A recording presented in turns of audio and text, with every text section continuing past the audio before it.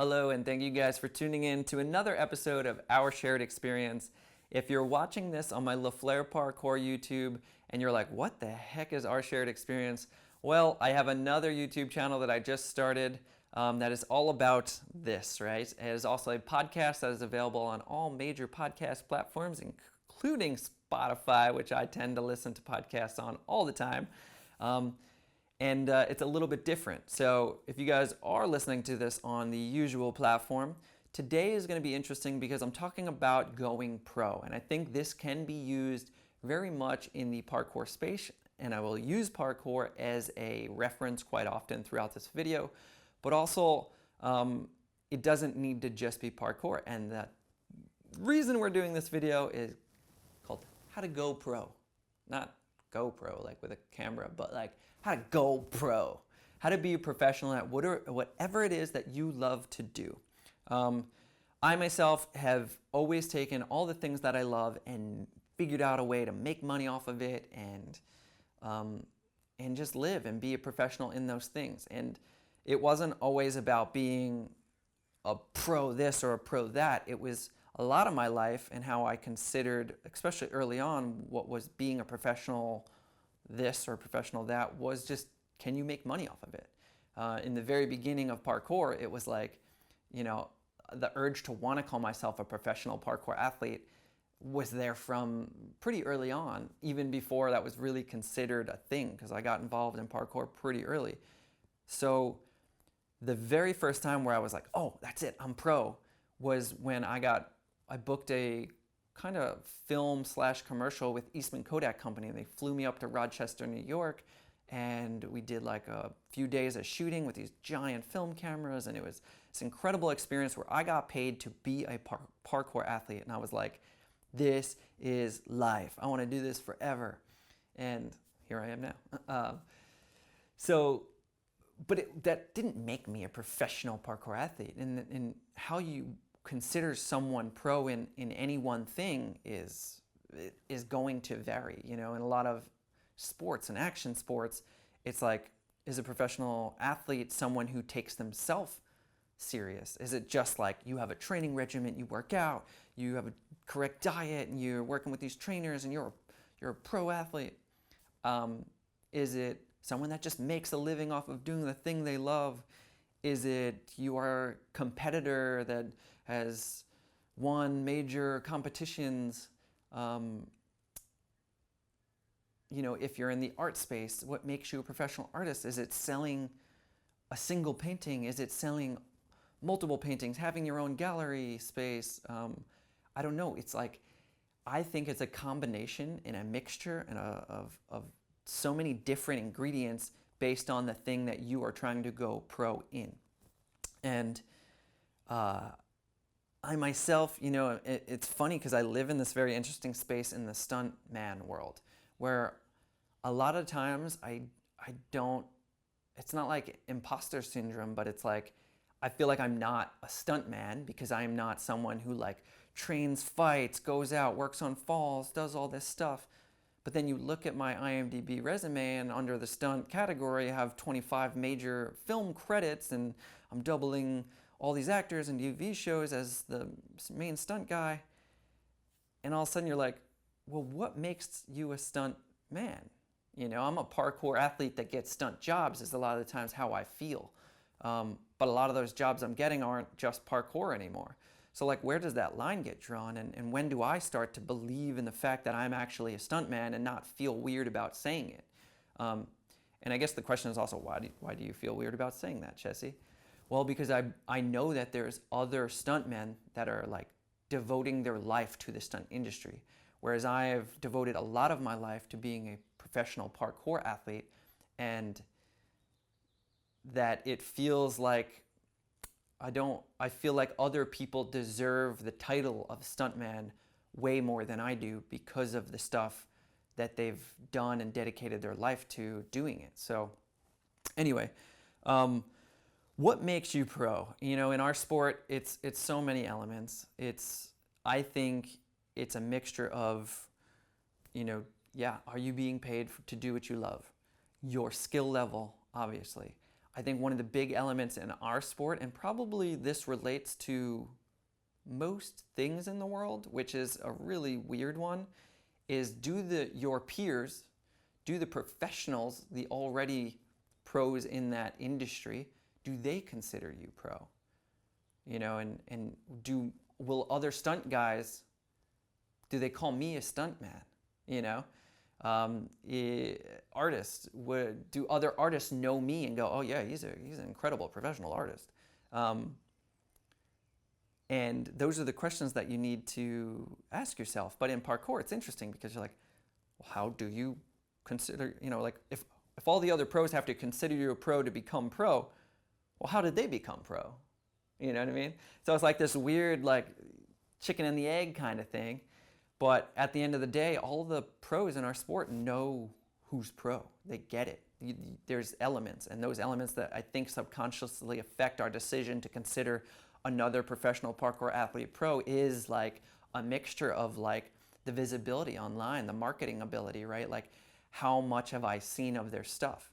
Skill levels, obviously a huge one. If you don't have the skill to be a pro, you can be as famous as you want, but we're not going to consider you professional if you can only do a Webster and a 4-foot precision. You know, it just doesn't work like that. So you have to mix all these things together. So we have that, right? We have, do the pros consider you pro? Are you making a living off of doing this thing? Which I don't know if that's actually the most important, but it's one of the earliest ones that make people feel like they are pro without all the other elements.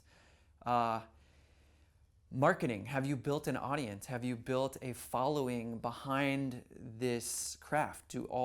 Is there a general audience that also believes with you that you're a professional? And then, yeah, it's just like, I think, and then the other one's really like, yes, it's the craft. Do you uphold a certain level of skill in the thing that you love, and do you believe that you are pro? And I think that is probably one of the biggest elements that will help get you there. So like I said earlier, I got that first job with Eastman Kodak Company, and in my head I was like, boom, I'm a professional parkour athlete. I started putting it on resume as professional parkour athlete, because all of a sudden it changed where if someone ever asked me like, oh, what does that mean? Oh, how are you a professional? Oh, well, I'm making money doing the thing I love. And I think that could be with anything. I think you need to be aware that if you find joy in something, whether it's doodling and drawing, or it's, I don't know, hiking, right? All these other things, traveling. Right now, we live in a world where you can literally be paid if you have enough creative problem-solving skills. You can literally be paid to do anything. And I've done it my entire life. You know, like I found something fun. I love the water park that I used to live near. So I got a job being a lifeguard there for 2 years. I grew up in action sports, and I just like loved skating, loved BMX, loved rollerblading, all these different things. So I got a job at a skate park and became the head camp counselor, worked there 6 summers in a row. And it was the best job of my life, right? Like I enjoyed every day waking up to go skate in the sun, and like it doesn't get better than that. But it was also odd things, you know, like when I found something fun, like I found a pogo stick. There's a pogo stick company called Flybar. It used to make those big pogo sticks like this big, and you could jump 6 feet in the air. Well, with my background of BMX, I was able to already do like saran wraps and X-ups and Supermans on this thing, and I was just like, this is freaking fun. So this was probably 15 years ago, something like that. I don't know, maybe even more. Ended up getting paid to jump on a pogo stick. I reached out to the company, sent them some videos, and they were like, oh, well, why don't you, if you're interested, we'll pay you to come out and just do demos at these fairs or street fairs and things, and we'll create a little section for you, and you could just bounce and do tricks, and that'll bring people into the booth to buy these. I was like, that's awesome. So right now, I'm finding, so if you guys didn't know, I went to school for art. I got my bachelor's of fine arts in sculpture with a concentration on video projectional performance kind of thing. So it was this weird mix of like creating installations and things like that. At that time, I found an interest in creating paintings or creating art with sound as a visual medium. How do I use sound, an audible thing, and create it visually? And I started to do all these different things, and right now we're surrounded in the studio that we're in by all these different crystal paintings and sound paintings with speakers and all these different materials.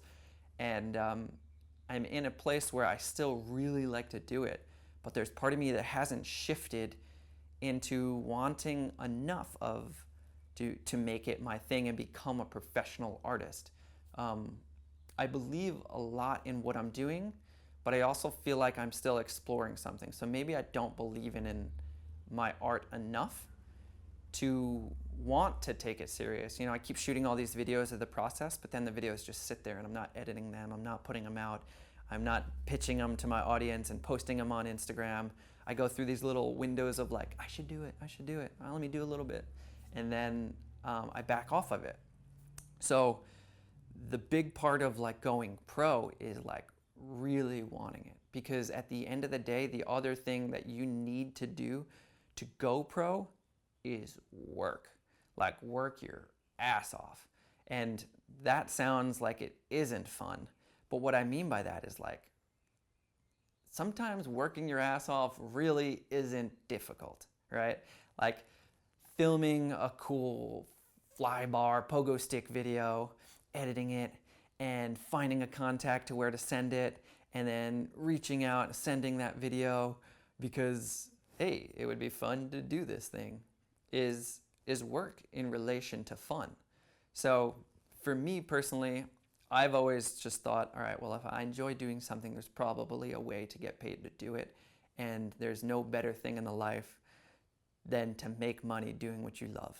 And I've made an entire life out of it, and I couldn't be more happy. But you need to work, and you need to really dive into like what that looks like. And you know, in other podcasts I've talked about, or will talk about, the creative problem solving, the third door aspect, how you can always find a different way to market yourself and come into like how to introduce yourself to someone, or how to make a business, or how to do the thing that you love in a more creative way. So do work, but be creative about the way you approach it. Don't just look at the way that other people have done it and then try to replicate that, because what other people do doesn't always work for you and who you are in your current location, situation, monetarily, all these different things play into like if something is gonna work for you. So what you need to do is figure out your own status, figure out what you love, and then just go for it, man. That's the last tool I'll give you, is like, don't wait. If you want to go pro, fail fast, right? I've probably said it before in this podcast, but I love it. This is my effort to fail fast, right? Like, I'm just gonna make these. If no one ever watches them, best part about it is that I'm doing something I love. I'm speaking out, I'm listening to my own advice come out of my mouth, and then trying to figure out like, do I believe that that's correct, and fighting myself in my own thought process. And that's why this becomes a very, not just therapeutic, but a very valuable element of my morning, is coming out here and doing this with you. So for me, again, this doesn't need to make money. I might start to really like the way it is, but right now I feel like I'm still finding my voice. I'm still finding the process of whether or not I want to really dive in and write things down and figure out exactly what I'm going to say and talk about to you guys, or if I'm just going to come out here and let it be stream of thought. So either way, I hope you guys enjoyed this. If you're watching on my Love Flair Parkour page, be sure to check the link in the description below to my new YouTube page, Our Shared Experience. Currently, I think it's only got like 20 subscribers, which is completely fine with me. But if you want to hear and watch more of these, there's a few more already on there, so go check them out. If you're listening to this on any of the major podcast platforms, thank you guys for listening. Be sure to leave a review, subscribe, hit that like button, and also if you're on YouTube, make sure you hit that notification button, because YouTube algorithm is kind of silly. And the only way you're going to see these is if you do that. So thank you guys for tuning in. Peace out, everybody.